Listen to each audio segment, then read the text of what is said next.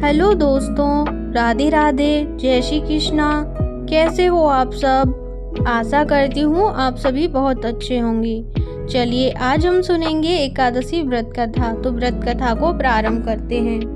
राजा मानदत्ता ने गुरु वशिष्ठ जी से पूछा, हे गुरुदेव, यदि आप मुझ पर प्रसन्न हैं तो किसी व्रत का विधान कहो जिससे मेरा कुछ कल्याण हो। वशिष्ठ जी ने कहा, हे नृप, सब व्रतों में उत्तम और अंत में मोक्ष प्रदान करने वाला आमल की एकादशी का व्रत है, सो वह मैं तुम्हारे सामने वर्णन करता हूँ। फाल्गुन माह में शुक्ल पक्ष की एकादशी का नाम ही आमल की कहा जाता है। इस व्रत के करने से समस्त पाप नष्ट हो जाते हैं। इस विषय पर मैं तुम्हारे सामने एक कथा प्रकट करता हूँ। हे राजन, वैदिक नाम के नगर में चैत्ररथ नाम का चंद्रवंशी राजा राज्य करता था, जो बड़ा विद्वान और धार्मिक विचार वाला था। उस नगर में सदैव वेद ध्वनि गूंजती रहने के कारण वहाँ कोई भी पापी, दुराचारी, नास्तिक, दरिद्री तथा कंजूस नहीं था। वहाँ के प्रजाजन, वृद्ध, वैश्य, बालक आदि सभी एकादशी व्रत किया करते थे। वे सभी विष्णु भक्त थे। एक समय फाल्गुन माह के शुक्ल पक्ष की आमला की एकादशी को राजा तथा समस्त प्रजा ने हर्ष सहित उस एकादशी का व्रत किया। राजा ने प्रजाजनों के साथ मंदिर में जाकर पूर्ण कुंभ स्थापित किया और धूप, दीप, नैवेद्य आदि से पूजन किया। पूजन करते समय वे इस प्रकार कहने लगे, हे धात्री, तुम ब्रह्मा जी द्वारा उत्पन्न हो, तुम ब्रह्म स्वरूप हो। हे देवी, तुम समस्त पापों को नष्ट करने वाली हो, तुमको बारंबार नमस्कार है। अब तुम मेरा अर्घ स्वीकार करो। उस देवगृह में सबने रात्रि को जागरण किया। उसी रात्रि को एक बहेलिया, जो जीव हिंसा करके अपने कुटुंब का पालन करता था, भूख प्यास से व्याकुल हो जागरण देखने के लिए मंदिर के एक कोने में आकर बैठ गया और वहां पर होती हुई एकादशी व्रत कथा और महामात्य को सुनता रहा। इस तरह उस बहेलिये ने भी अन्य सभी लोगों के साथ जागरण कर रात्रि व्यतीत की। प्रातःकाल जब सब लोग अपने अपने घर को चले आए तो वह बहेलिया भी अपने घर को चला आया और घर आकर उसने भोजन किया। कुछ काल बीतने के पश्चात उस बहेलिये की मृत्यु हुई। उसने उस आमल की एकादशी के व्रत तथा जागरण के प्रभाव से राजा विदुरथ के घर जन्म लिया। उसका नाम वसुरथ रखा गया। जब वह बड़ा हुआ तो धन धान्य से युक्त होकर चतुरंगिनी सेना के साथ 10 सहस्त्र गांवों का पालन करने लगा।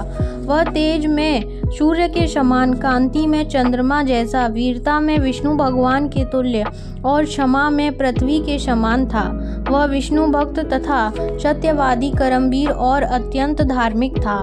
एक दिन वह नृप वन में आखेट करने के लिए गया। दैवयोग से वह मार्ग में भटक गया और दिशा का ज्ञान न होने के कारण उसी वन में एक वृक्ष के नीचे सो गया।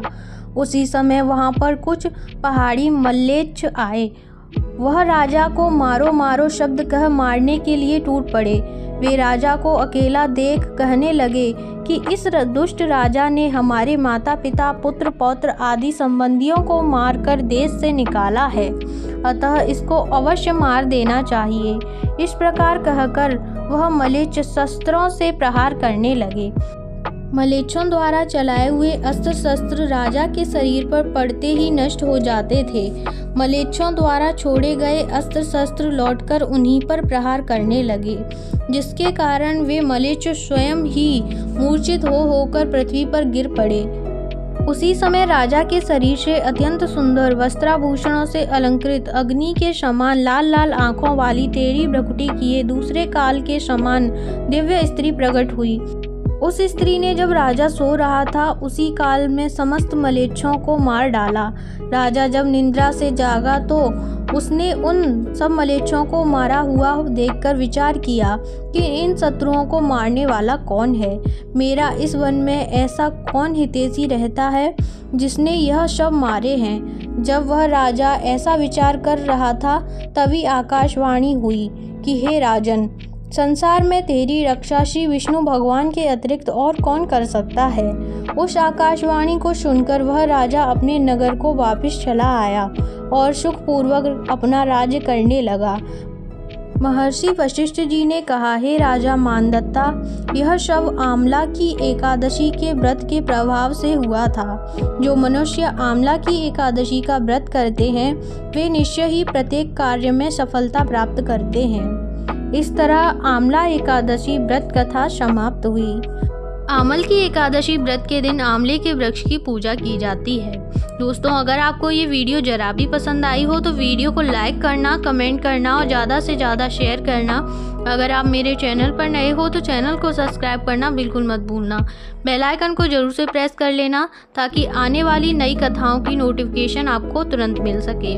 और कमेंट में राधे राधे जय श्री कृष्णा लिखना बिल्कुल मत भूलना। बोलिए विष्णु भगवान की जय।